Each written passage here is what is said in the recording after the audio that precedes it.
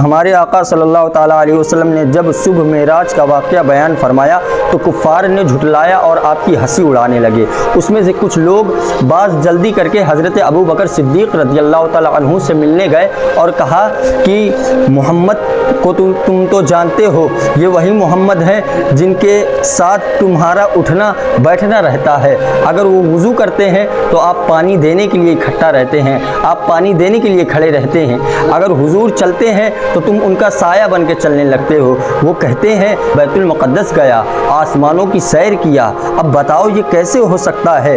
حضرت ابو بکر صدیق نے کہا کہ اگر وہ کہتے ہیں تو وہ سچے ہیں۔ اس کے بعد حضرت ابو بکر صدیق رضی اللہ تعالی عنہ بارگاہ معاب میں پہنچتے ہیں اور ارشاد فرماتے ہیں فداک و امی و ابی، یا رسول اللہ میرے ماں باپ آپ پر قربان۔ اس کے بعد آقا نامدار سرور کائنات صلی اللہ تعالی علیہ وسلم نے تمام بتایا۔ اس کے بعد حضرت ابو بکر صدیق رضی اللہ تعالی عنہ نے اس کی تصدیق کی اور اسی دن سے آپ کا لقب صدیق ہوا۔